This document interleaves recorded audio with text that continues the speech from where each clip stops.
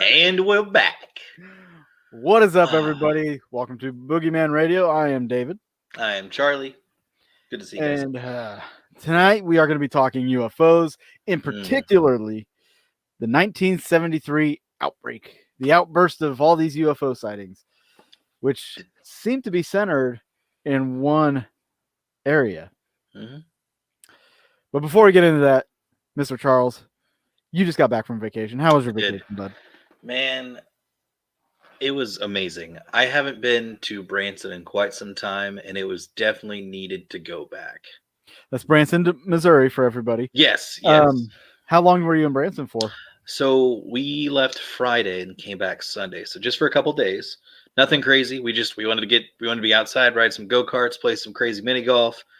We went to Silver Dollar City on Saturday, had a great time. Sadly, it was like 50 degrees with a wind chill of 43 with 20% chance of rain all day. You're going to get wet anyway. That was really, 100%. We definitely got wet. Great. It was still a great time. Like, it was cold, but it was still a great time. We made sure to dress accordingly. Well, that's good. Thankfully, I'm just glad it wasn't super hot. Honestly, I hate theme parks when it's super hot because they're overly crowded, even with COVID going on. Yeah, was it pretty crowded down there?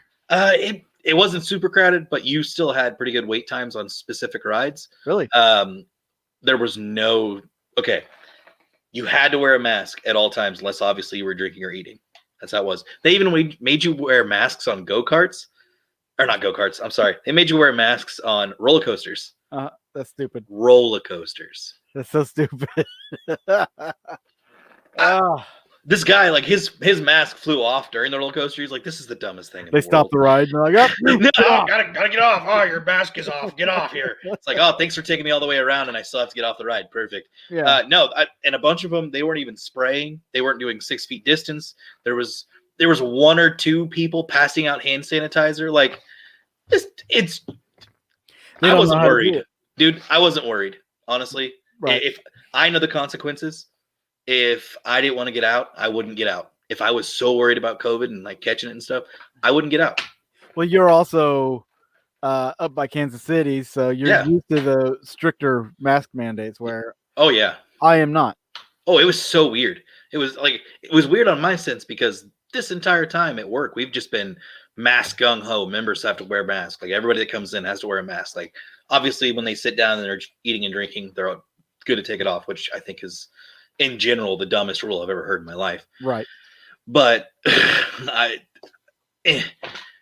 so, yeah, no sanitization, only mask wearing. Good thing you're still hitting people's particles no matter what, but, it's fine.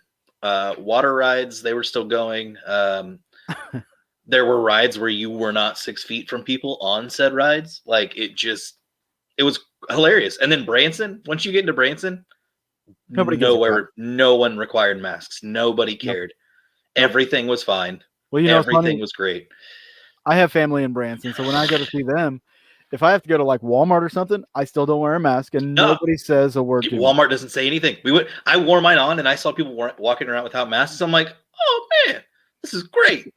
Like, I'm gonna just have a little great time with myself here. It was awesome. What have I been doing with my life? Right, exactly. I was like, man, normalcy? What?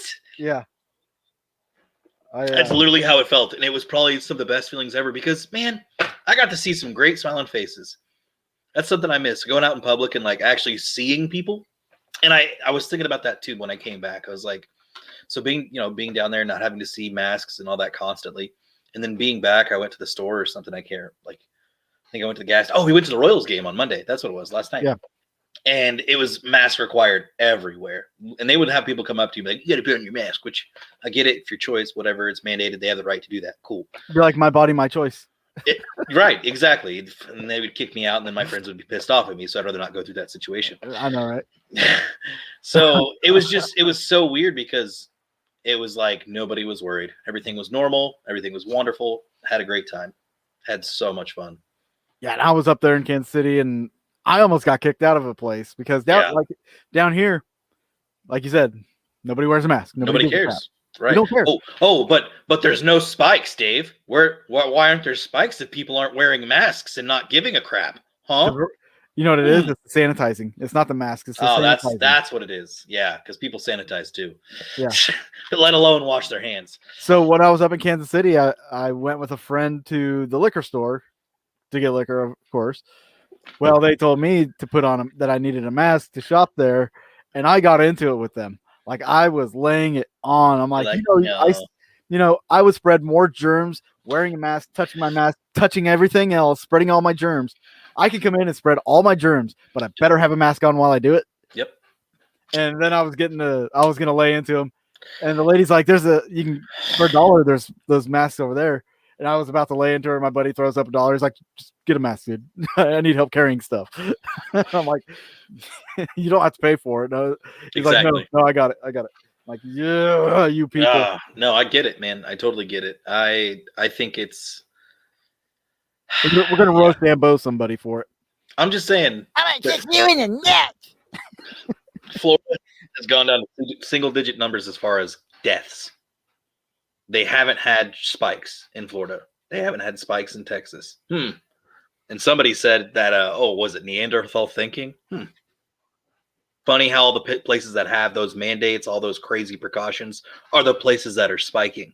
Interesting, right? Yeah. Oh, We'll get into, before we get too deep into COVID, well, maybe one day we'll touch on that. Let's pump the brakes. In 15, 20 years, when you have a commercial that says, if you and a loved one have taken the COVID vaccine, blah, blah, blah, you may be entitled to certain compensations. Right. Well, it's not going to be me. We'll get into the conspiracy stuff with that later, maybe on another episode or something.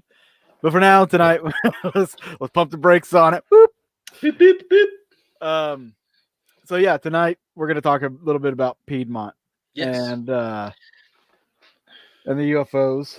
Let me get my notes here because what's a show without notes? You gotta have notes. I have a lot of freaking notes. I'm old school. I got spiral ring binders. Or not really binders, sorry, notebooks. My bad. Notebooks, with the little yellow flips in the middle. This one's been around for quite some time too. Yeah, you've had it for a little bit. Since high school. College, but pretty close. Well, if those of you that are listening are not familiar with Piedmont, Missouri, it's a little town that's over by the Mississippi River. I'm thinking it's over by Cape Girardeau. It is. If you know where that's at. But starting in February of '73, the police in Piedmont, Missouri received over 500 reports of UFO sightings in that rural area. And that's in February. Yeah, that's insane. There's an old basketball coach, Reggie Bone, was quoted as saying, "You won't believe this, but I don't think there's anyone around here who hasn't seen one." Yeah, and he was the one that saw the first initial sighting. Yeah. Jeez. His sighting on the night of February 21st precipitated the Great Brushy Creek UFO scare and brought flying saucers back into the headlines. 4 years after the Condon Committee declared them a dead issue. In sheer quantity of reports, the Missouri Flat parallels the famous waves that were in the mid-60s. UFOs, whatever they are, probably are going to be a significant part of the 70s, and they were. Yeah. And the Piedmont incidents, I'm calling them incidents because there's a lot of them, caught the attention of MUFON, or people reported them to MUFON. Yeah. Yeah. So, like you said, Bones' report was the very first report. And I'm just going to read his report real quick. Yeah, go for it. All right. Southeastern Missouri seems like an unlikely place for something so out of the ordinary. In a heavily forested section of Wayne County between two giant man-made lakes in the eastern Ozarks, Clearwater and Wapapello. Pretty. Say that 5 times fast. Wapapello. That's easy. Yep. Wapapello. That wasn't 5. Was it or wasn't it? You don't know. Can't count. They all sound the same. I can't count. Yeah, exactly. The Brushy Creek area encompasses Piedmont, which is population 1,500. to the north and Mill Spring, which is a population of 225 to the south. The region is rich in both natural beauty and lead deposits, but is not known for much else. Certainly, its friendly but skeptical inhabitants were unprepared for a UFO invasion or the international attention that followed in its wake. High school basketball coach Bone was no believer in UFOs, at least not before the night of February 21st, when, with two team managers and three of his players, he was returning home along U.S. Highway 60 near Elsinore, um, which is about 20 miles south of Piedmont. Mm-hmm. They were in poor spirits after losing a crucial tournament game by 7 points and rehashing their defeat. Suddenly, Bone, who was driving, noticed a bright shaft of light beaming down out of the sky. A few miles later, as the car passed through the Brushy Creek area, player Randall Holmes noticed something else. "Look!" he shouted. "There's that thing we saw back on Highway 60. Bone pulled over to the side of the road and the six piled out. It looked like it was about 200 yards off the road, hovering over an open field, Bone said later. Um, some other investigators estimated the object was probably about 400 feet above the ground. He said it was impossible to determine the size or shape because of the darkness.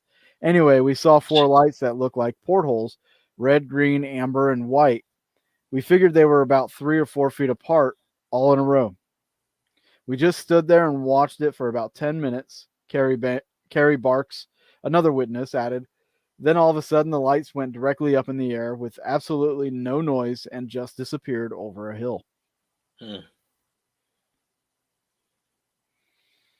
That's nuts. And then it was a half hour later that there was another sighting. Yeah, which is, jeez, so many sightings. I can talk about that if you want. Yeah, go ahead. Do it. All right. So, so this lady, Mrs. Edith Boatwright, she lived in the next town over. It was called Mill Springs. So you have, I believe it's Mill Springs, Bush Creek, and then Piedmont. And that Bushy Creek was kind of in the middle of both of those towns. So, which the reason why I say that is because some of the stories that I'll be listing off, the more interesting sightings that people reported, some of them take place in all three places. So, yeah, backstory here. So, Mrs. Boatwright, she was actually in bed. She was laying down. She wasn't asleep yet. I can't remember. She said what time. I think it was around 10. Yes, like somewhere around that time. It was late at night. Whatever. She was laying down, just chilling, and then she sees a flash of light come from the window, and she's like, "What the heck?" So she said that she lived next to a highway, so she figured it was just like cars from the highway or something like that. So she got up to take a look. Well, her window wasn't completely open, so she looked just like underneath where her window curtain would go, and she said this thing was basically just hovering over the utility lines, below the tops of the trees and just over the utility lines. She said she was able to look at the craft and see like mechanical wiring and stuff. And then she also saw into the ship, but she couldn't make out what was in the ship though. So Right. that kind of sucks, whatever. She also said that it made a very low pitch, like noise. I like a whooshing, like a soft whooshing noise. Yeah. And it got louder when the vehicle turned vertical, so it was horizontal and turned vertical, and then shot upward. And as it did that, it made a like a louder noise, right? So it's so weird about that because a lot of the other incidences that are reported, same as the Reggie Bone one, they didn't make any noise whatsoever. So if this incident was it could have been the same thing that he saw, but I don't think so. One, the lights she saw were like a little bit different. It wasn't those full four colors. There are a couple others that do say those colors though. Um, she she said that there was some sort of like a fan or propeller on like one of the fronts of the ship, in which there was never really reports of that on any other UFO ships like that in these reports. And it's So and it's that little detail that makes me think that maybe her report or her sighting was in reference to Bones sighting, who probably called it in, and then the Air Force base, there's an Air Force base that wasn't too far away. Exactly. They may have sent somebody to check it out. With different kinds of technology, you never know. Yeah, and she saw this other plane. She definitely knows that it wasn't a helicopter whatsoever. Right. Like, so she also said that the ship had to be 30 or more feet long, very beautiful light colored body with a darker tail. She believed it to be 200 to 250 feet from the bedroom window. So it was pretty close. Yeah. House. So that's pretty nuts if you ask me. If you're that close, she said it was only there for maybe like 2, 3, 4 minutes. Like it wasn't there super long, but long enough for her to really like look at some stuff. But I think you're onto something. I think it could have been military responding to it. Yeah. Because you know. I mean, Shoot. if people are reporting it, I mean, the military is going to scramble out jets. Sometimes they will. Yeah, that's to true. check up on it, And that's especially very if true. they've had it on their radar and they don't know what it is. Right. That's the thing. And actually, some of the rare cases, they were able to catch it on radar because eventually, when all this crazy activity started to come out, or started to come like start happening, the Navy got involved and started Yeah. to come out, really get like hey, interviewing people and silencing people, tell them like don't tell anybody, don't say anything. Classical, we're from the government, don't say anything. Yeah. Hush, hush. Yeah. So a lot of cases, there was one, like I was saying, it was actually caught on radar. They could tell how high it was, but they couldn't tell really the shape of the vehicle because they couldn't keep up with it on radar. They got it for like just a little bit. It's nuts. But there was actually a sighting the very next day by a Roy and Beth Birch and Mrs. Kathy Keith. Mrs. Keith was actually in the same vehicle with Roy and Beth. So they see this light, just these lights come out of nowhere. And they reported these lights as being green, white, amber, and they were red, and they were also blinking. So they actually chased the UFO, trying to keep up with it. Huh. And eventually, later on down the road, because it was actually like getting ahead of them, and I guess it got to a point where it kind of stopped higher in the sky. But they stopped later on down the road, and they came upon other people that were from Piedmont standing in the road watching this thing happen. And then eventually, the craft just like disappeared over the hill, and they were all like just standing there like, what the did we just see? Right. Like, obviously, 3 people seeing the same UFO occurrence happening at once. That's like, okay, they could have faked it or whatever. But then like rolling up on some other townsfolk in the middle of the street, watching it too. And yeah, like, and I'm not talking about just like the regular street, like, oh, we're on the side road. No, this is a highway, like in the 70s. Yeah. This is a highway to that town and from the 70s. And man, that was pretty crazy. And then like another sighting, which I thought was really cool. This guy named Bob Smith. It was, oh shoot, hold on, let me make sure I didn't go to. Yeah, okay. So this guy Bob Smith, he was actually there. He used binoculars to keep up with it. He couldn't make out the strange shape, just the lights, and it was visible till about the minute, or it was visible for about 10 minutes, and then it disappeared over the hill. Right. Like that. So it was there for like a good 10 minutes of these people watching these lights happen, and then it just gone. And then 4 nights later, on the 26th, Pat, Tony, and Will Freeman watched the luminous object moving over the trees near the Tip-Top Mountains. They said the UFO was about 500 yards away, which is quite a distance. They said it was solid with prongs on it. Miss Tony informed the UFO group a red light was also on it. Mm-hmm. But by far, the great majority of sightings in the Piedmont Brushy Creek Mill Spring area were the kind UFOologists call nocturnal lights. You and I were kind of talking about them earlier. Yep. Brilliant flashing lights far enough away that witnesses cannot discern their source. Yep. Now I've done a documentary on spook lights, but the Brown Mountain lights you could almost classify as these nocturnal lights. Yeah. Almost. They are above the mountain, but sometimes they do move below the mountain. It's just gas. It's hard to gauge. Yeah, it's just gas. It's just swamp gas.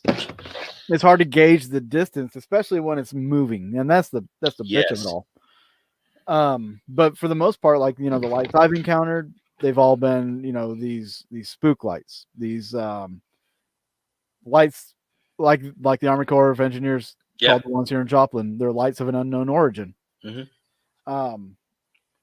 But the nocturnal lights, I think what they're referring to is like when you're looking at stars, you can see like constellations Yeah. and everything, but you can see like these really small specks that you didn't notice at first. When you get out in the country and you look up Oh, into the you sky, you really notice see a it, lot more than you actually dude. think you do.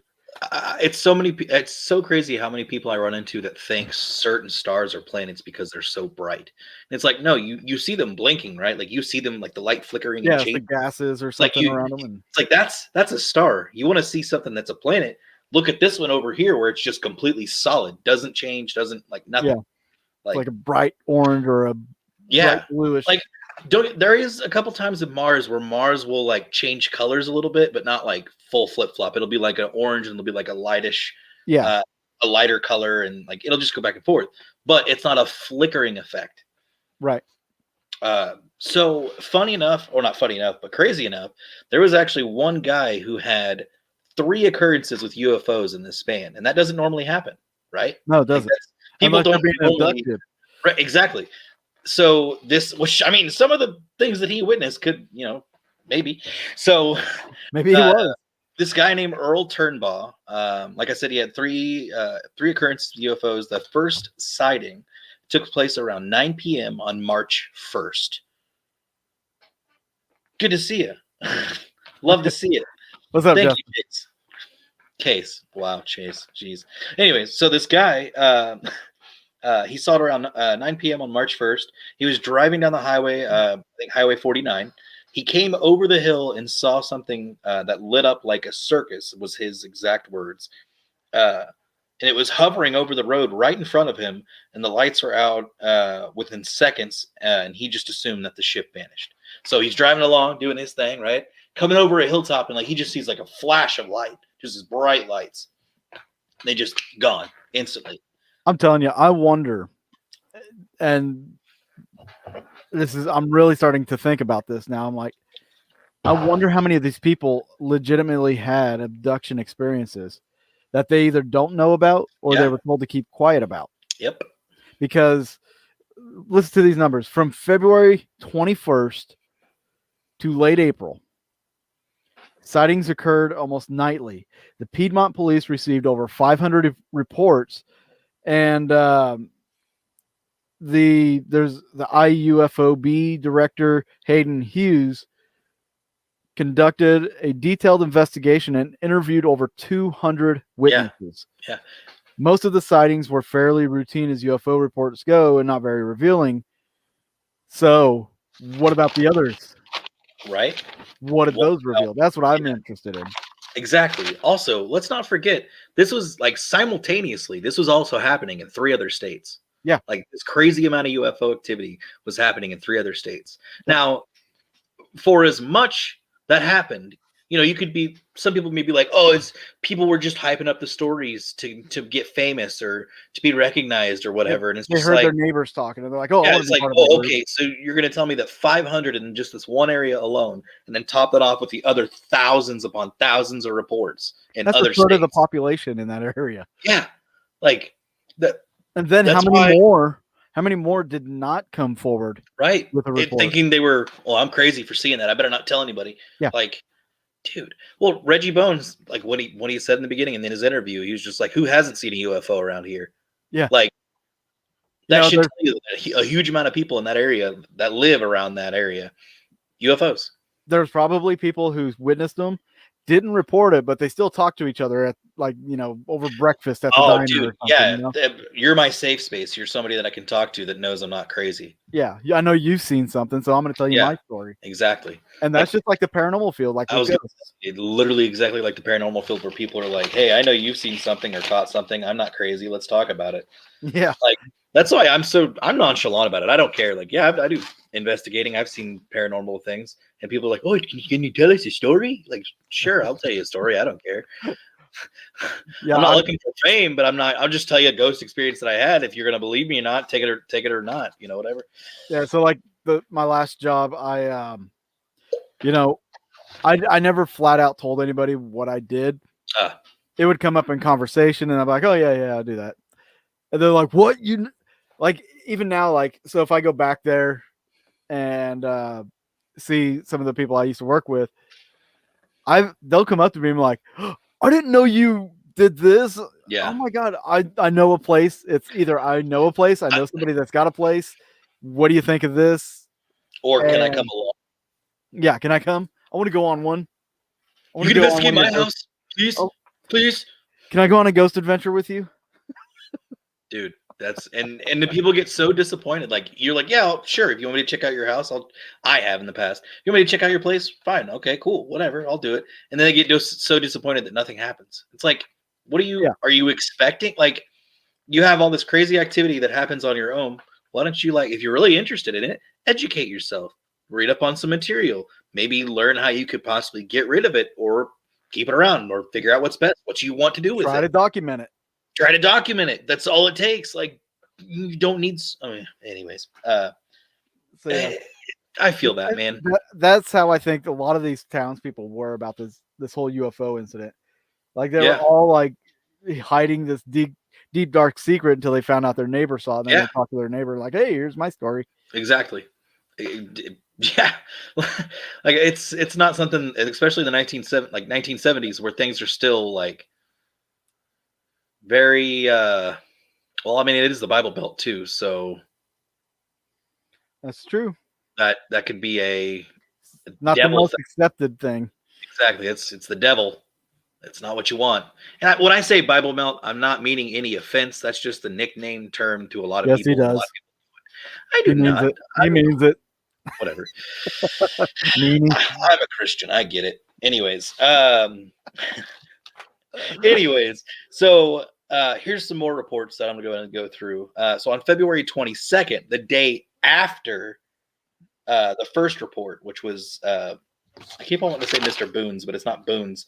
Bone. Mr. Bone. Bone. Mr. Bones. Whatever. It sounds good. Right? Exactly. Like after Reggie's first sighting. So February 22nd, Reggie's sighting and the other lady. A Roy and Beth Birch. Wait. Hold on. I think I already said this one. I backed up. Hold on. Gotta find my spot. Yeah. Okay. So we talked about Earl and the first occurrence that he had. So Earl's second occurrence was 2 weeks later on March 14th. He was driving through the same area and during a thunderstorm when he saw some amber lights hovering 30 feet over a field that was less than 200 yards from him. Right. So he also described this ship, he said that he slowed down and watched it for about 5 to 10 minutes. He recalled that when the lightning would strike, he could see a dome shape with an antenna on top. And this amber light was coming from that antenna. He believed that it was about,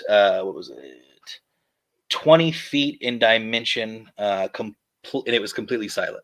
The ship did make a single bit of noise. So he saw a dome, he saw a rod, and an amber light. Well, that's one of the lights that people reported that they would see is an amber light. So interesting. His third sighting was a week later. He was feeding his cattle, doing that farmer thing, taking care of his livestock, whatever. And then he sees something coming over, and then I think this is during the day, so he can see all this happening. He sees something coming over Bushy Creek. He described it as being 1,000 feet in the air and shaped like a top, like a twist top. Yeah. Yeah. He couldn't tell if it was rotating or if the lights were just flashing. The lights were yellow, green, and red, and this craft was also silent.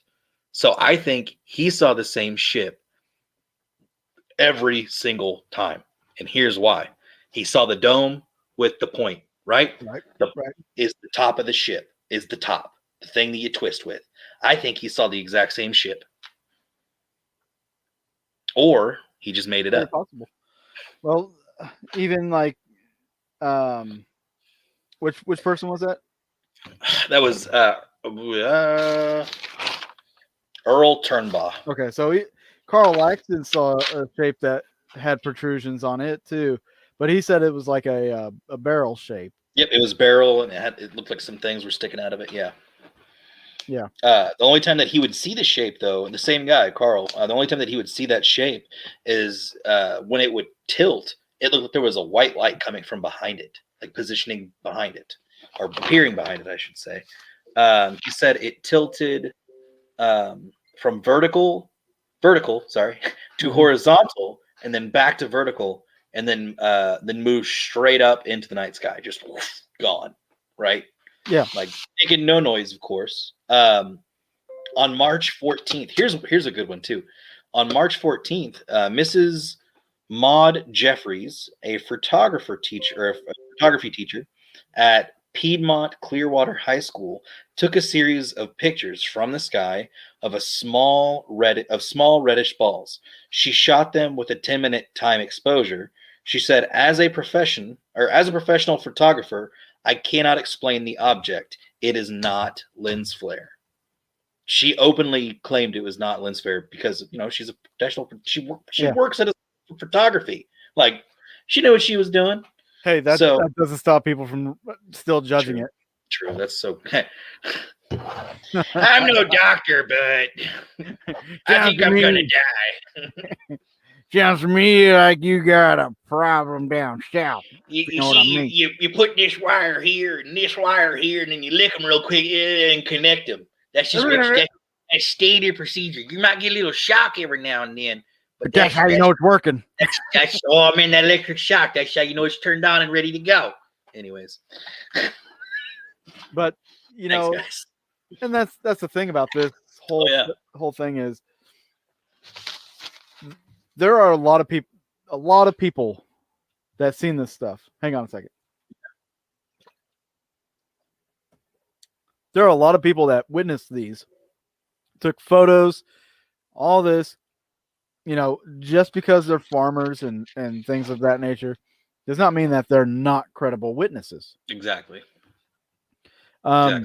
There are credible witnesses, and I'll bring him up here in a little bit. We're kind of getting close to the point where I'm going to bring him up. Yeah, I've got like a couple more instances, and then I'm good. Yeah. And I'm going to let you go ahead and bring those up, and then I'm going to bring this guy into it. Cool. This guy. Are you gonna talk about any Project Bluebeam stuff, or is that just me? No, that's just you. Cool. I'll throw that in there just real quick at the end. Go ahead. All right. So on March 21st, 7 days later from the last incident I described, Mrs. Jean Coleman and Kathy Leach were crossing Clearwater Dam at about 9 p.m. when they saw an object rise out of the lake. Okay, they first saw a red flash from the lake before they saw the object. So they parked, decided, what the heck was that? Decided to get out and see what the heck's going on. Each time that a red light flashed on the object. So at this point, the object was back in the water. They could see it like in the water. So the lights were red, white, and yellow. The owner of the Piedmont boat dock actually confirmed their stories. His name was Ken Johnson. He was receiving several reports from campers that there were lights coming from within the lake at the same time that all this was happening. That would be a sight to see. That would it be? Like you're getting a freaking night show in the middle of this freaking lake. And like, obviously the technology does not exist for this. Like, I mean, I guess yes and no, it could, but not to that extent. No. And they said each time, like I said, each time it would flash, it'd just get brighter. And then eventually it just like, I don't think they saw it leave, but I think the lights just like stopped. And that was the end of it. And then on March 22nd, Dennis Kinney, a local radio station newsman, saw a light glowing from white to orange. Gary Sutton, who was also with Kinney, snapped 8 pictures. They show a bright ball-shaped object with a bright glowing band around its midsection, and that was about 7:30 p.m. So, and there were some people that said that they saw the object actually rise out of the lake on several occasions, not just once. It was multiple times. They would see it would just, which is crazy because at that point, you go into the USO, the unidentified submerged. Exactly, and that's where the Navy got involved. That's what I was going to start talking about with Project Bluebeam. The Navy got in. They called in the Navy, and the Navy started investigating, or not investigating, but they did start investigating and interrogating everyone that had an occurrence. And Mm-hmm. just about each time, they told them not to say anything. And that was a part of Project Blue Book. That's not Project Blue Beam, sorry. Project Blue Book. Right. And uh, Project Blue booked the United States Air Force retired the custody of National Archives its record of Project Blue Book relating to the investigation of unidentified flying objects. Project Blue Book has been declassified and the records are available for examination in our own research room. The project closed in 1969 and we have no information on sightings after their date. I call BS on that. I do too. I feel like Project Blue Book kept going. They just weren't public about it because I think the Navy came. Sure, they'd be like, "Oh yeah, sure," or to do is just look at freaking NBA players. To me, they're like giants. They're all so tall. They have such crazy genes. But Well, this whole sighting and everything, it takes a like as far as the sightings and experiences, like it takes a even a deeper turn when people talk about like they were talking about the submerged object. I'm skipping ahead some yeah, go here, for it. and there was let's see a report from the Patterson farm. The family heard a high pitched drilling sound, which began at 10 o'clock in the evening, all during April. Sometimes it was so loud it shook their house. They were too frightened to go outside at the time of this. Uh, they just let's see. Yeah, they were so frightened they didn't go outside. Um, the family in question gave the story to like this investigator out of confidence, which tells me that either they didn't want to be hassled by the government or they already were. Boom. If you see anything, Um, we'll kill you.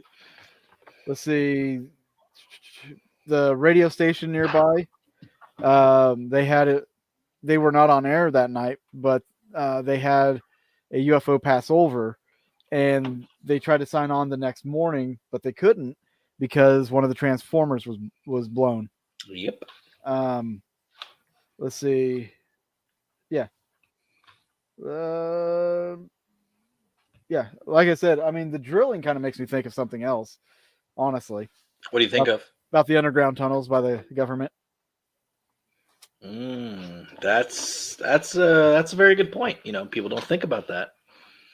We've got Um, underground tunnels under cities all day long, but you know, if they can't sell their land, we'll just go under their land. yeah. Let's see here. Okay. So then it starts getting into a little bit with Harley Rutledge here. Yeah, go. Yeah, yeah. I've been wanting to hear about this guy. And I'm going to bring him in on this now because he's done a lot here, especially with this, and it's going to bring a little bit more credibility to this whole, not necessarily this whole case, this whole file Yeah. of experiences. So in 1966, Harley Rutledge completed his PhD in solid state physics at the University of Missouri. He subsequently took the position of professor and chairman of the physics department at Southeast Missouri State University. He was department chairman from 1964 to 1982 and retired from teaching in 1992. So obviously his background is physics, which you don't you can't just be a dummy when it comes to physics. You No. have to know what you're kind of doing here. Yeah. So he got into the UFO research, and he was kind of challenged to explain sightings of unidentified lights and luminous phenomena in the sky around Piedmont, Missouri. And Rutledge decided to subject these reports to scientific analysis. He put together a team of observers with college training in the physical sciences, including a large array of equipment like RF spectrum analyzers, Questar telescopes, high to low frequency audio detectors, electric magnetic frequency analyzer, cameras, and a galvanometer to measure variations in Earth's gravitational field. The resulting project identification commenced in April of 1973, logged several hundreds of hours of observation time. This was the first UFO scientific field study able to monitor the phenomena in real time, enabling Rutledge to calculate the object's actual speed, course, position, distance, and size. Observation of the unclouded night sky often revealed pseudostars, which were stationary lights camouflaged by familiar constellations. Some objects appeared to mimic the appearance of known aircrafts. Others violated the laws of physics. The most startling discovery was that on at least 32 recorded occasions, the movement of the lights synchronized with actions of the observers. They appeared to respond to a light being switched on and off, to verbal or radio messages. The final results of this project were documented in the book Project Identification, the first scientific study of UFO phenomenon in 1981. Rutledge died in 2006 at the Missouri Veterans Home at the age of 80. So when I was doing my research on Rutledge, I came upon this article that detailed a little bit more about his research into Piedmont. And I'm going to pull up the article on the screen here, and I'm also going to be reading it. So give me just a second. Let me get this pulled up. You guys can read along if you are able to.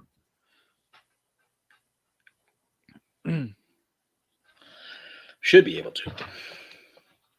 I don't know. It's a pretty big article, and it might be a little blurry. If you guys are able to, read along. So this is the article I found. On the very far left,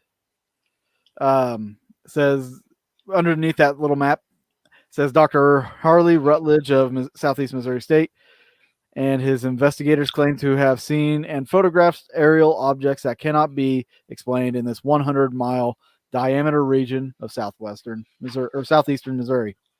Okay. This article comes from a Kansas City newspaper. I can't think of the name of the paper. It's not the Star, is it? I'd have to look it up again. I just clipped it out of the newspaper. Oh, that's all right. Online. So it starts off Cape Girardeau, Missouri. A university scientist believes he has proof UFOs have been buzzing the southeast Missouri area for months. It's incredible weird, says Dr. Harley Rutledge, chairman of the Department of Physics at Southeastern Missouri State University at Cape Girardeau. Since May, Dr. Rutledge and his team of 6 investigators have seen 80 fast-moving, blinking lights that could not have been either airplanes, weather balloons, satellites, towers, or reflections, he said. He has reported his observations to both the Air Force, a leading UFO investigator at Northwestern University, and received polite but not encouraging responses. We are not kooks, Dr. Rutledge says. Something is going down here. We are seeing something I cannot understand, the lack of interest by the Air Force. Dr. Rutledge hasn't just looked at the lights, he's applied the scientific approach as much that is as his modest research budget would allow. The team has photographed several of the lights, verified their position by means of triangulation using surveying gear, and recorded radar jamming like signals when the lights appear and maneuver, says Dr. Rutledge. So these lights are like jamming radar signals, and they're picking up that frequency. Huh. If they're able to pick up that frequency, wouldn't that be another way that they could backward engineer that frequency and try to use it for themselves? And if this is 1973, you think we got that technology now? Yeah. Yeah, that makes a lot of sense. Well, the stealth bomber was created in the 1950s. Ah, that's true. Good point. So many of the team's sightings have been made from an area high point, the Piedmont City dump. Dr. Rutledge first went to the dump as a skeptic, ready to disprove the rumored otherworldliness of the lights that residents have been reporting for months. I came back a believer, Dr. Rutledge says. Your whole attitude can be changed once you see what these lights do. According to Dr. Rutledge, who is a former president of the Missouri Academy of Science, Some of the lights appear to move at speeds exceeding that of any jet he is aware of. They make right angle turns and shoot upwards at speeds that would destroy a conventional airplane, he says. I set out to disprove something, and I've changed my mind. But I try to preserve my sanity by not believing 100% that these things might be extraterrestrial in origin. But I see no earthly explanation for those lights at this time. The technology necessary to allow these lights to do what we've seen is far in advance than anything with which I'm familiar. The Air Force has said it is not responsible, but if it is ever found that they are, they will have a lot of apologizing to do for all the townspeople that they've scared. Yeah.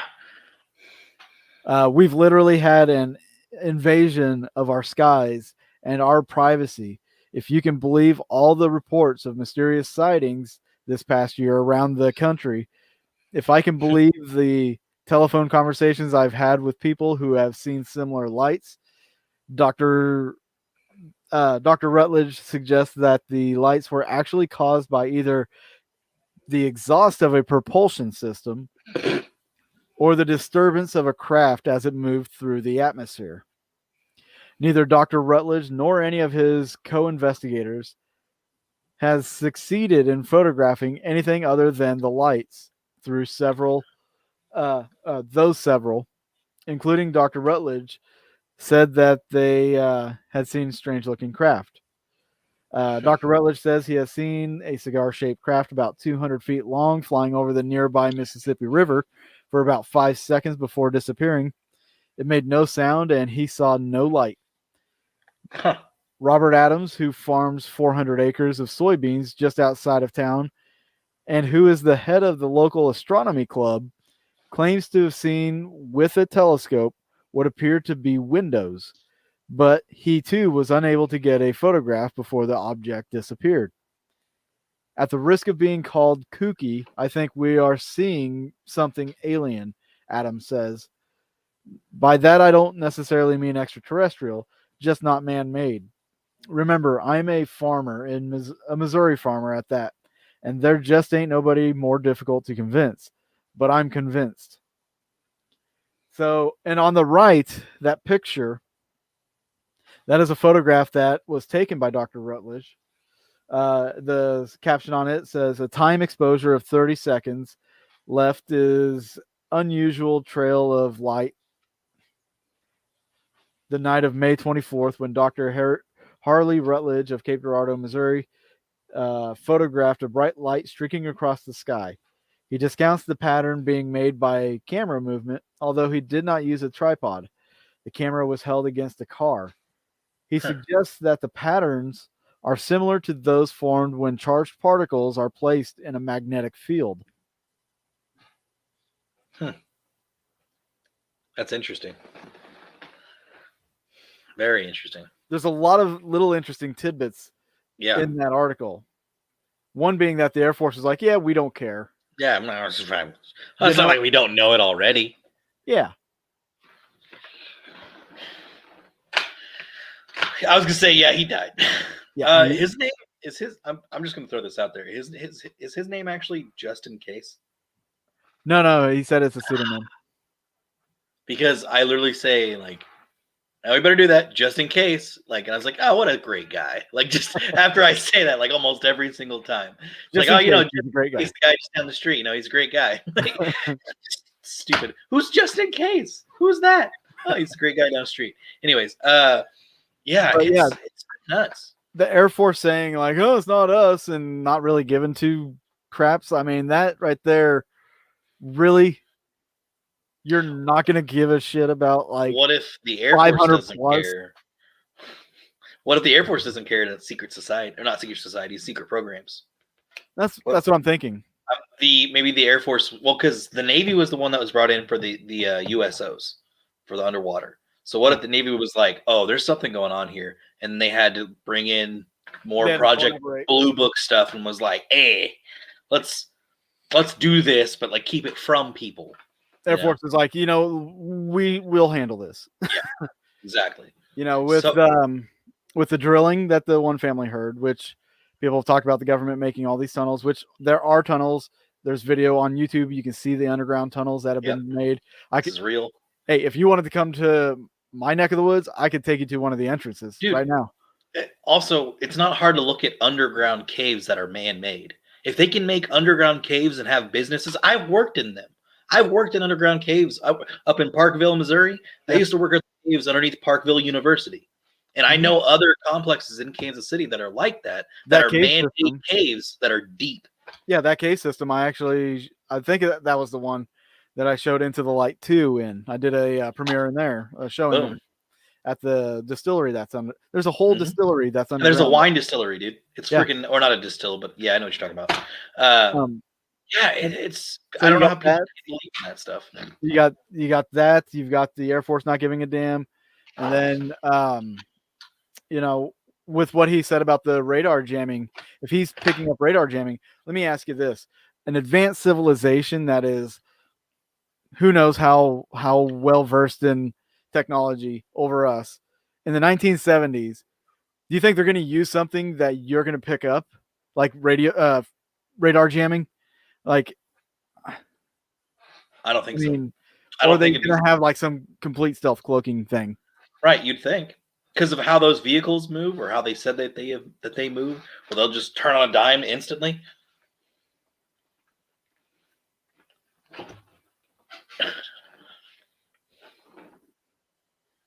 All right, we'll look it up, Justin. Let's check that out. Would it be a crystal skull? Because those are crazy. Hey, crystal skulls are crazy. If I had one, That'd be nuts. I would Really probably nuts. try to rule the world. So I would too. World domination. I don't know if anybody knows what that's from, but I would give brownie points to anybody who knew that's it from.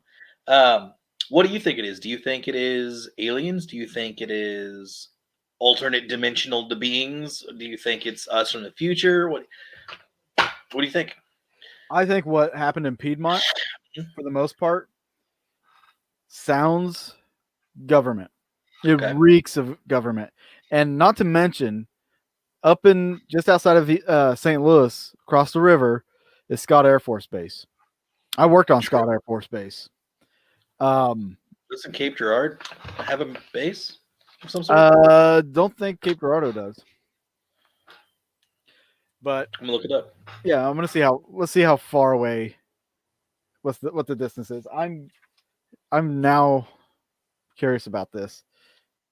Let's see, Scott Air Force Base. They have it's National Guard recruiting and National Guard stuff. Okay, and then we're gonna go directions from there to. Probably gonna have somebody show up at my house because I'm going Piedmont, Missouri to Scott Air Force Base. Okay, drive time from Scott Air Force Base to Piedmont is 2.5 hours. Okay. Flying that, it's not that bad. No, not at all. Yeah, I don't know. And then also, I think, where is it at? There is that's probably a little bit further away. The no Fort Leonard Wood I was about to say Fort Leonard, but is not that far either. It's probably about an hour and a half. we've 2 hours. been doing tests in heck nowhere for many years, and who's to say they didn't think that.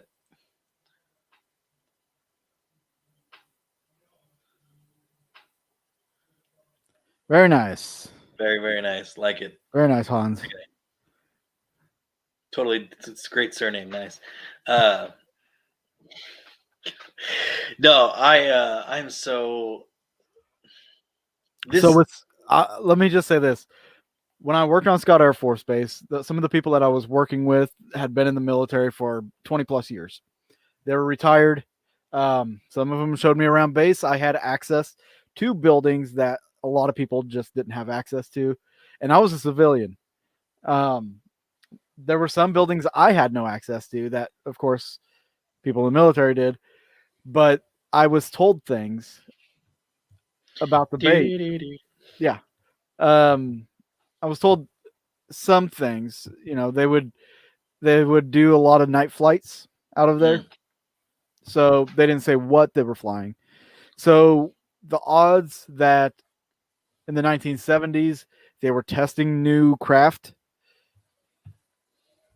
I mean, it would make sense, especially when the one lady said during the second sighting she saw propellers. That's a plane. That's going to be on a big plane, like the cargo planes or the carrier planes that they had at the time. Those had propellers on the front. True, that's a good point. See, I was thinking frontward propellers. Like that's when she described, when the lady described her occurrence, the propeller on the ship. I was like, there are prop propellers that people have on the front of their aircrafts. But how do you explain the hovering?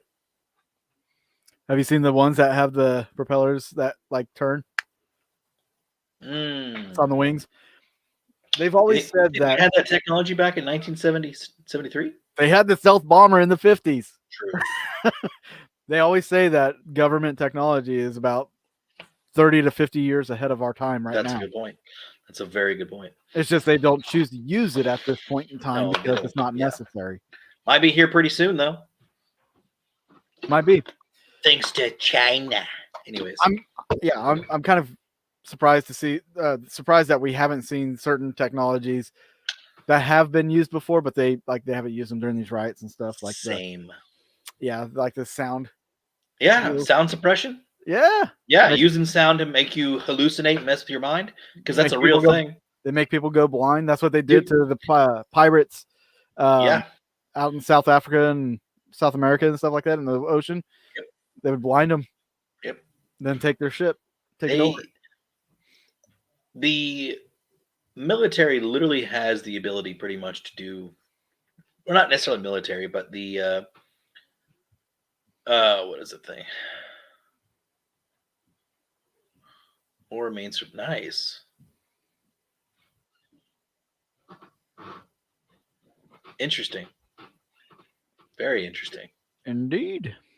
No, it's so hard to explain. Like people don't really understand how there were private. So much like what SpaceX is doing now, where they can get permission from the government to like test on certain things and like do certain things that they want to do. Well, there were private contractors that the military was hiring to work on different kinds of technology. And this was shortly after the end of the war, World War II, with all the German Nazi scientists that we got over due to Operation Paperclip. Right. I wouldn't be surprised if the reason why they brought these companies in is to help fund these projects to research these different kinds of crafts, because the crafts that they were describing, so they would be like new amazing technology today, like stuff like that or whatever, in the paper clips, in the articles in the papers, and it would just be describing like, hey, this is what so and so's company is doing, and this is what this company is doing, like 90-degree flight, and like they were describing something that looked like Tic Tacs or cylindrical or saucer shaped, like.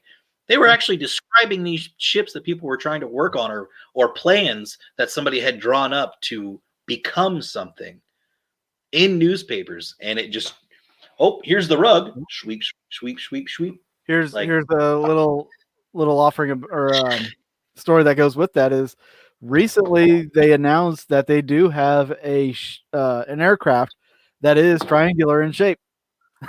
And people for years or decades have been seeing a triangular object. It's in each three corners is a light in each three corners of the light. I can't remember what the ship is called, but I know there's pictures. Let me see if I can find it. We can.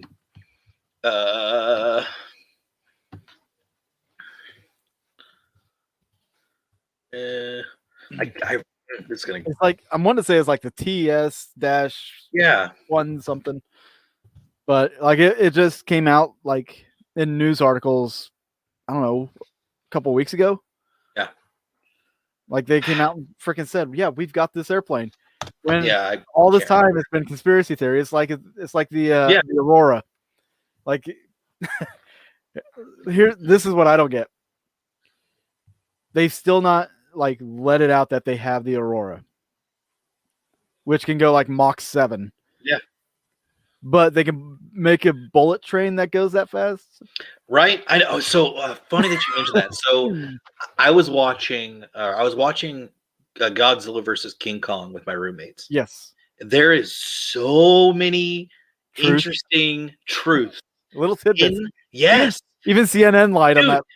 Yes, they did. Like as these things started happening in the movie, I'm just like, oh my god, we have that. Oh my god, we have that. Oh my god, we have that. What is happening? The one that stood out to me the most was when they got in this little bitty like was it the two girls Craft and the that went. guy? Yeah, it was the craft that just went super fast, and I was like, oh my god, They that's the probably have that. hyperloop. That's the hyperloop. That is Yeah. literally. Someone was like, oh, it's basically like the Hadron Collider. I'm like, no. What I'm thinking it is, I think it's magnetism. I think they somehow figured out how to create and take away Gravity. gravity and able to do some sort of magnetizing, because the way that ship flies and how fast it goes, that is magnetic propulsion with how it's suspended in the middle of that chamber. Yep. Surrounded by those energy beams. I think they figured out magnetism, and that is something that I've been saying for years, that the next crazy form of transport, well, I shouldn't say new or crazy, but I think the next big type of transportation is going to be magnetism. I think they're going to be able to. We're going to come out with some sort of technology where these ships can either levitate on certain roadways. What they're going to have to do is they're going to have to build over roads. They're going to have to do it like they're going to have to do it again. It's not quite flying cars, but it's flying cars. You know. Yeah. I think that's what it's going to come to. I really do. Spurward drones can stay airborne for 5 hours and detect targets under third. I believe that. Jeez, man, it's nuts, the technology. You heard about Israel, right? With what they did to Iran, the attack on Iran's nuclear, like some big nuclear base or whatever. I didn't. Israel like shut that down, and it's like shut down for like a whole year. Huh. Like 9 to 12 months, I think is what it said. And I don't know how they attacked it. I don't know what they did exactly, but they went and took care of something. And I think it's crazy. But I mean, it just shows you the type of warfare that we can do. Yeah. We can, like if we have these hyper speed vehicles, where we can be in and out before anybody even realizes what just happened. Yeah. I mean, the world we're going to live in like 20 years. Yeah. 20 years. Maybe even 10. The way the technology is moving so fast nowadays. I was thinking the same maybe thing. 10 years. 10, 15 years from now. I would say people that are in their 40s now and younger are going to see some crazy crap. I think we're going to see some crazy stuff. Not just technology, but I don't know. Definitely technology. We're going to see some crazy technology in the next like 10, 15 years, if that. It may be 5. With the rate that Elon Musk is going with his technology and wanting to get people to Mars and trying to progress that, we're going to happen soon. No time. We're going to get there in no time. And don't they have like a launch time for that, like next year? Or is it 2024? Sure. I think it's 2024. But what I'm saying is, I think eventually they're going to come out with some sort of propulsion breakthrough, or they've already done it and haven't come out with it yet. And I think they're going to break some barriers. Have you been paying attention to his Neuralink stuff? Yeah, a little bit. Oh my gosh. That is something I'm actually really, really excited for. The paranormal implications of that. Dude, who knows what we're going to be able to do? Who knows? Like, that's going to unlock so many different possibilities. But anyways, it could be extremely dangerous too. It can be extremely dangerous in the wrong hands. It can be like another Total Recall. We all know. Yeah, we all know that there's going to be a Bond villain out there that's going to get their hands on this. Someone's going to want to screw it up. Yeah, someone. Always that one. They're going to rue it for one person, or that for everybody else. Bastards. Some be. But yeah, it's kind of crazy too, because you think of like the way that I see it is kids nowadays pick up technology so fast, right? Their minds just get it so fast. When, don't get me wrong, like we were understanding of certain technologies, like our parents and grandparents for our age. for our age. our time and our age. But that's what I'm saying. It's not slowly advancing. It's advancing with each like 5-10 years. Yeah. Those kids like it's been 10 years since I've graduated high school. In that 10 years, some really smart kids have been born, and I think people are just going to get smarter and smarter of understanding and technology and being able to break those barriers down. Because if it's true of what we're doing, where we're taking this alien technology, and we've been taking this alien technology for years now, and turning it into something like, these things right here, I'm sorry, but without the intervention of some sort of either UFO, extraterrestrial crashes, or something, I don't think this would have been possible eventually. Well, even Nikola Tesla still is credited with the cell phone invention. Really? Yeah. I didn't know that.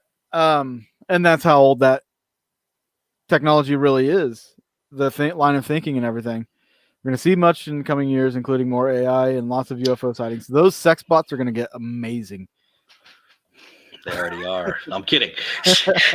Yeah, it's going to be so realistic. Documents leaked by Snowden was one mentioning that NSA, CIA can use aliens and UFOs to create enemy images the same way they've used communism, Muslims. I wouldn't be surprised if what he's talking about is Project Bluebeam.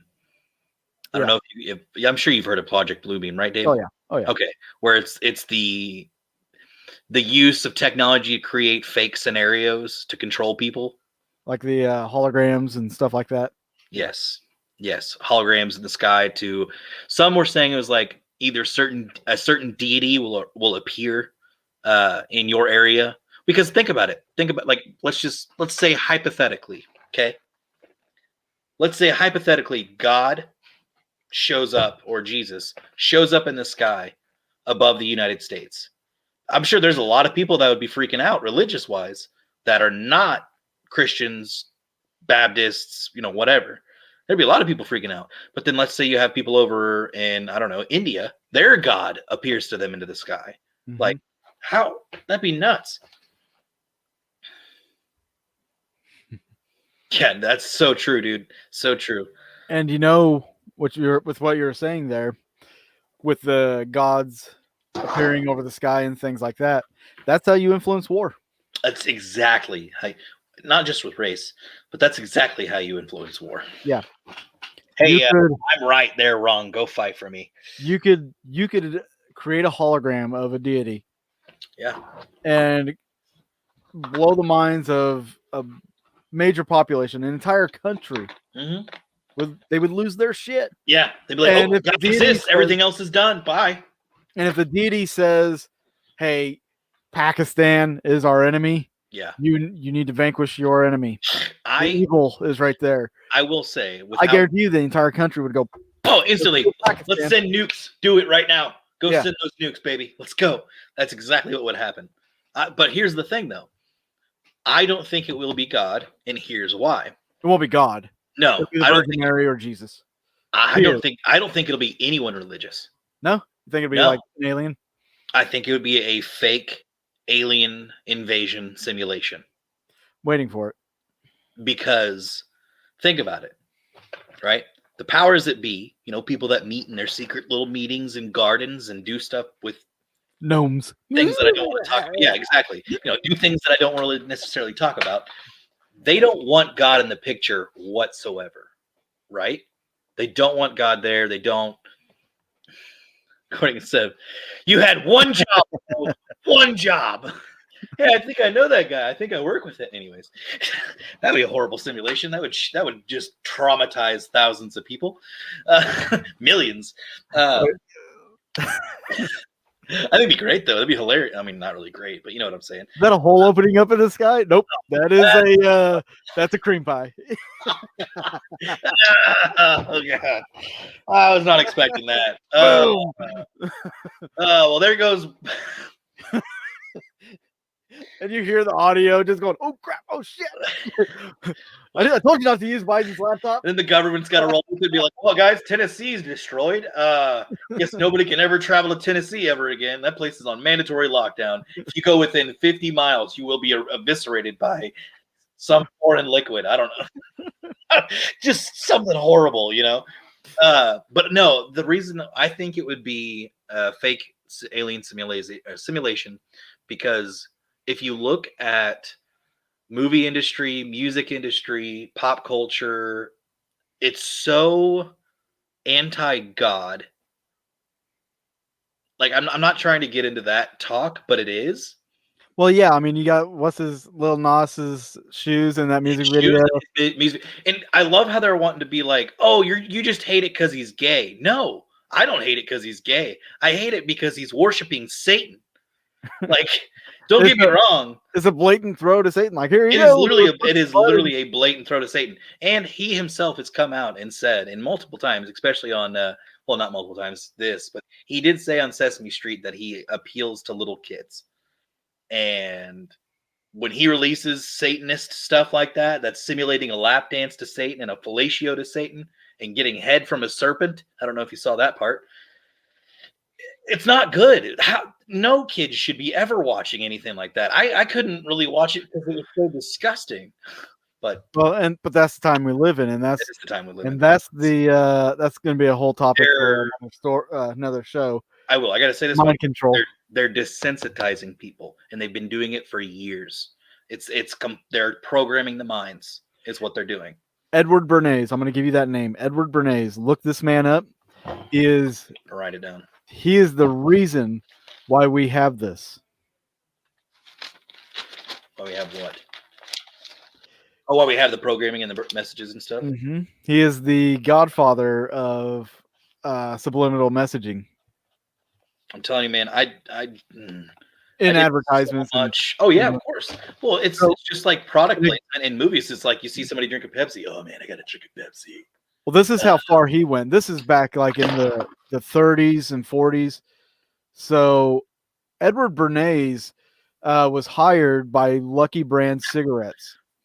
So Lucky Brand was going to unveil this pack of cigarettes that had this ugly army green color, right? Yeah.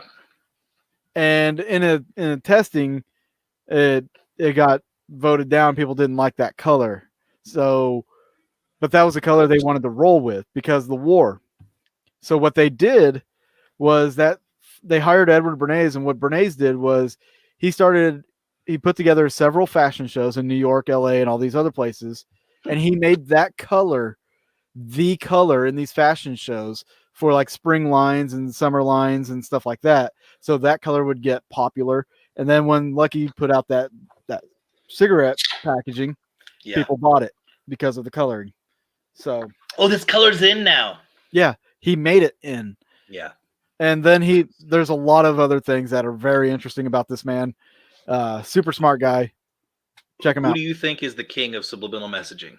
We'll throw it Edward Bernays. Really? Yeah. When you read everything he's done. Okay, so since I got into politics too. Since I don't know him, and I'm not going to come from his side. I think Disney is the king of subliminal messaging. I'm sorry, what? I think Disney is the king of subliminal messaging. True. Because they've been doing it for years. This person and John would get along very well. Very much so. I have a huge freaking moth in here, and it's probably like an alien, or they're spying on me. Magnetic vortex. I mean, keep doing your thing. Get it out there. That's what people got to do. Whistleblowers got to get that stuff out there. It's how we're gonna know, This is gonna drive me crazy. I have a big ass moth flying around here. Brunswick Affair. Ooh, why have I heard of that? Why have I heard? I think that's in my book. I'm gonna kill my camera and mic for a minute. Go for it. I'm looking at my book.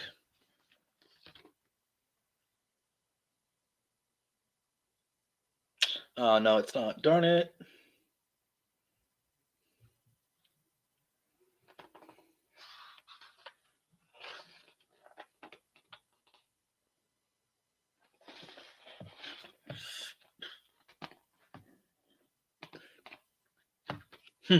Interesting. Now, when you say inside the ship, are you meaning the whole ship or just like when someone's looking into it?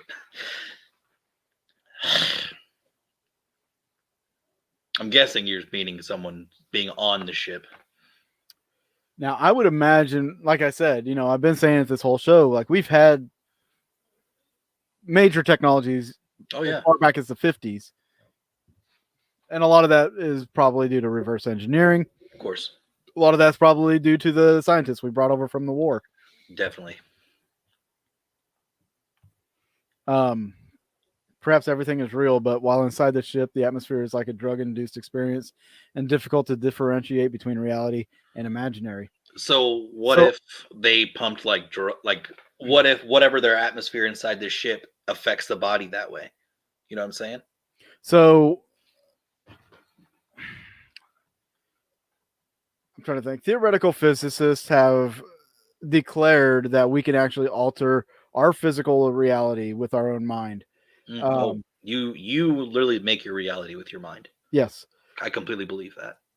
And it's not just like, hey, if you believe something good's gonna happen, something good's gonna happen. This is more No. like you can change your physical reality with your mind. Yeah. Now, there's always been a sense that, say, a UFO can be piloted with the mind, and I would assume that what magnetic vortex is talking about is something along those lines, where Well, the controls and everything, you can see the readouts or whatever, but I bet you, I will put money on it that that is how a lot of these crafts work, is the operator does it with mind control.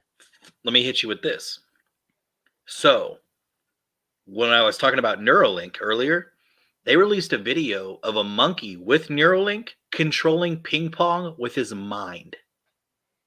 No Yeah. devices in his hand, nothing, just with his mind. Yeah.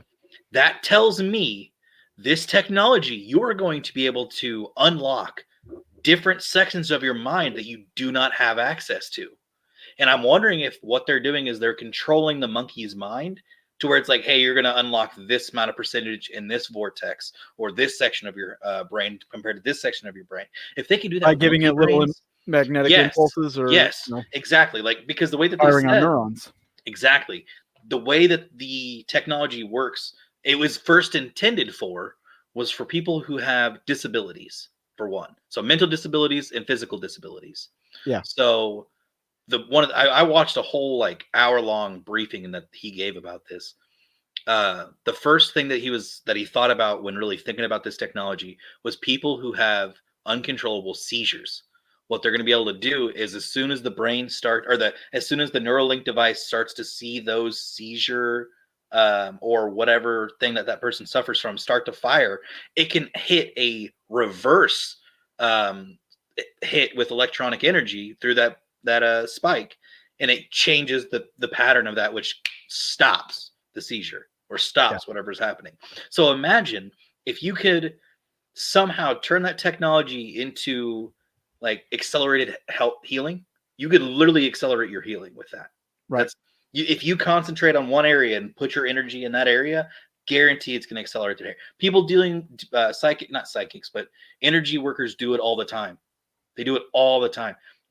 Civilizations that have been around for thousands of years, people have figured out how to manipulate energy with their own body. Yeah. Well, So, shit, I even seen in China there's holistic healing. yeah, A lot of these holistic healing hospitals are being closed down because they can't sell the drugs if people are being healed like this by through actual energy. I watched a video, a physicist, very well known physicist, had produced this video for a conference and a presentation he was doing, and he showed this video where this lady who had a tumor, they put an X-ray on her so you could see the tumor. She went into holistic healing, and 3 holistic doctors focused their energy on this tumor, and I shit you not, you watch on the screen, you watch this tumor just start shrinking and disappearing. yep. And it takes about 5 minutes, but it's gone. And Wow. but the thing Wow. is, like I said, those holistic hospitals and everything are being shut down in China because there's no profit in it. Yeah. And True. but it goes to say, when I'm talking about like the using the mind for things like flying these unconventional crafts, if you look at an alien species, they're always typically described with the bigger heads. Yeah. If they have a bigger, more complex brain, I could see where they would be easily ready to fly those kind of planes. It's Yeah. like They wouldn't need to they, control it with they were this. developed for Yeah. to be able to do that. They have more capacity to do that. Whereas with our brains, we're probably limited on what we can do. But who knows about the pineal gland? Right. You know. True. What if? But Go ahead. let me throw this out there. People have always been saying that there's alien human hybrids out there, Mm, saying that they're evolving the species to advance the species, right? okay. What if it's not to advance the species so much as it is to make the super soldiers who are able to fly these crafts? It's possible. What if? Yeah. Throw That's that in very there. true. That's a very good wrench. You know. Um. I It's mean, flying apart. who's to say also that these ships don't have some form of AI, like a That's true too. that they can link up with, or is the ship is Well, alive? I'm sure there is that. I mean, we have autopilot in a lot of our planes now. You know, I mean, They could just it, be like they could just it's not walk that in and far be out. like, "Hey, what's going on?" Then just either That's talk your it out or just coordinates. do it with their exactly like, "All right, hey, this is where we're going. This is where we're going. This is where we're going. All right, cool. I'm sitting down now. Let's go." Gone. Dude, Like we have cars that park themselves. exactly. We have cars that drive themselves. Yep. Yep. I'm sure with advanced as these I don't know, civilizations, beings, what have you. I'm sure as advanced as they are, I yeah, I wouldn't be surprised, like you were saying, just like a simple thought, they could do anything. Yeah. Any human on the planet with real special abilities or an affinity for extrasensory perception is known. They are few and they are counted. I have a theory for that. I believe that we are all born with abilities. I believe that every single human being as a child has some sort of special abilities. And how you go through life determines on whether those abilities get better and better or just get worse and then they just don't exist anymore. Because when you think about it, as kids, we don't have all that programming and BS and junk up there blocking all the natural brain waves, right? So who's But to as we say get we can't older, we watch more and more TV. We nuke our food in microwaves. calcifying the pineal gland with the We now have fluoride, fucking cell phones that are right there. radiation? We have all these towers. We have Yep. everything around us. I mean, there's a lot of impeding things there, Yeah. but if you're not raised around all that, Yeah. Like I really do fully believe that every single person is born with they can either do specific things or they can do a multitude of things. That is world changing. We have a technology and a level of spyware. Yeah. Yeah. It's pretty crazy. Like they literally see everything you're doing. The web is not safe at all for anyone. As fuck, as messed up as that is. walking outside is not safe at all. No, What are you talking about? facial tracking tech. Like, I bet what they could probably do is if there's somebody in the International Space Station, they could probably be like, we're over America right now. Let's see what's going on. And they could pinpoint different sections from the Oh my space. god, he's masturbating again. Yeah, like, geez, reconnaissance much? Only God, 20 minutes. it's a full moon. Give me a break. Gosh. The magnetic pole.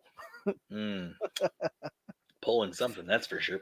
Right. It's just, the study of the brain has it's always fascinated me as far as like those percentages and stuff like that. I think it would be really, really cool to dive into that more, which is why I'm really excited about Neuralink. Yeah, it could be used for the wrong purposes, absolutely.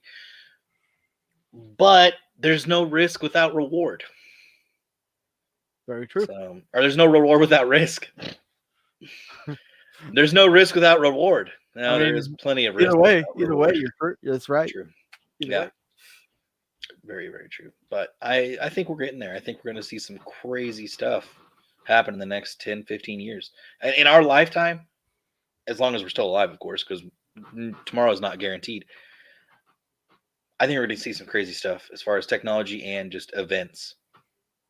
Absolutely. Because this whole COVID thing, never thought I would ever see it in my lifetime, ever. Yeah, no. And I have to laugh at it, but it is what it is. It is. It really is. And We're not going to get into that one. yep, I'm just gonna leave it at that. On this show, we're not going to get onto that one.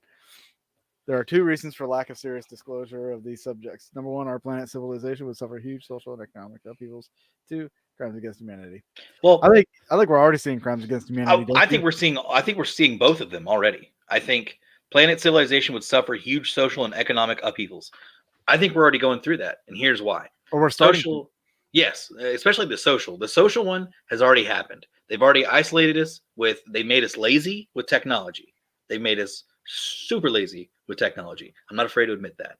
So our social skills technically has gone down, and just like natural social skills have gone down, because instead of being able to just, oh, hey, Bernice, what's going on? You used to write a letter or actually go see them or what have you. No, it's... Bro, I gave you a prime example of that right before the show. Boom. Yeah. If you want a prime example of that, date a 20-year-old. Yep. Exactly. So, yes, the social thing, I think, has already happened. The economic thing, I think we're headed to it. There's certain parts of the I think we can see the market not necessarily collapse, but I think we can see it shaken up here very soon.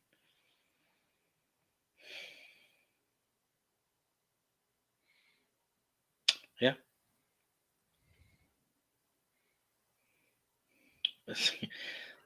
They want to keep sexy tech to themselves. They've got the good sex bots. The ones that'll let you finish. Well, yeah, that's true. Yeah, that's very, very true. They got the ones that... No, I'm not even gonna get it. I'm not save that for Phantasm Orgasm. Phantasm Orgasm, bruh. All right. That was fun. I really, man, this is I feel like this is one of those topics that you don't really have to have like specific topics to talk about. Yeah, I mean, go on. I mean, our show was based on the Piedmont incidents. Yeah. But yeah, here we just kind of broadened into this big... As we always do with our topics, we always tangent, and then another tangent. Yeah, it just gets bigger and bigger. And that's why I love talking about this stuff, because I don't... Who knows where you're going to go with it. Yeah, and who knows who you're going to meet coming in on the show. Disclosure person right here, boom, perfect. Love it when this stuff happens. So thank you, Justin Case and Magnetic Vortex. Thanks, really appreciate it. Jumping in here, and please like and subscribe and share to your friends if you guys like this. But yeah, typical YouTube stuff. Normally we have more listeners.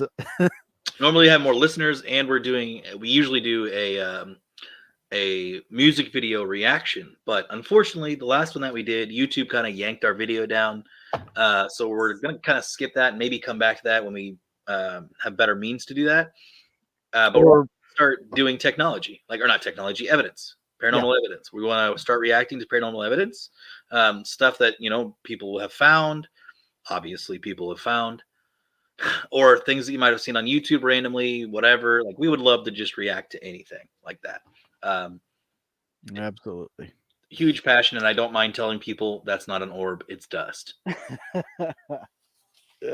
Oh, but what are those strange feet behind the window there? You clearly see that there's nobody in there. What about the people that are walking directly behind you that is putting off a reflection on that mirror or window that you're filming through? Yeah, right. Oh, look, you can see your reflection holding your camera. Man, what about the people that are right behind you? Gosh. All right. I think we need to figure out what we want to do for next week's show. What do we want to do? Let me get my sheet, and apparently I ripped it off. Something I've actually heard about. I haven't looked it up, so I don't know how true it was. But you know how there was the War of the Worlds radio broadcast? The one that sent people into a mass hysteria panic? Yes. Right. I guess there was one in Illinois that was a zombie apocalypse type of broadcast. What? Yeah. That's what I heard. I need to check into it a little bit more. But if that's true, I'm going to see if I can't find that actual broadcast, because I would love to hear that. I would We can love, react to it on the show. no doubt. That'd be good. I think that'd be fun. Hell yes. All Let's right. see.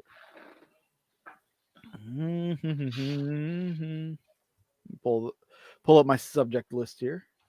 Do it. See what we could do for next week. Come on, hurry up and pull it up.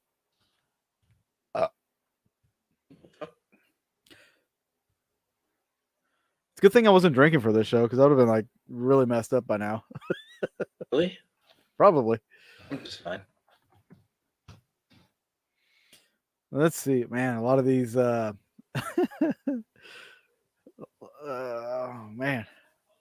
what are you thinking? You want to keep it paranormal, or are we going towards conspiracy? What do we want to do here? I think it would be good to go conspiracy True again crime? because oh man, I have a couple cases that we could dive into for true crime. for true crime that are local to, kind of local to me. You gonna do the Bloody Benders? We could talk about the Bloody Benders. We could talk about the 1980 something massacre that happened just outside of Springfield, Missouri. True. Where a kid killed his entire family and then killed his uncle's wife and 2 kids and then himself. I think also eventually when we start talking about more alien sightings again, we should look and see if there's any cow mutilations that were reported or just animal mutilations. Oh shit, that can be a subject on its own. True. Well, there you go. Boom. We'll talk about that eventually. But I think the one you're going on is fantastic. You want to talk about true crime? Let's do it. Sounds like a plan. So next week, true crime. I'm gonna see if I can't find a gumshoe hat. Gumshoe hat. I'll be a gumshoe. You sure lie. I'll be a dick. All right. Nothing new there. No, I'm kidding. I'm gonna actually play the part. I'm gonna put those feet in those souls that they were meant to be in.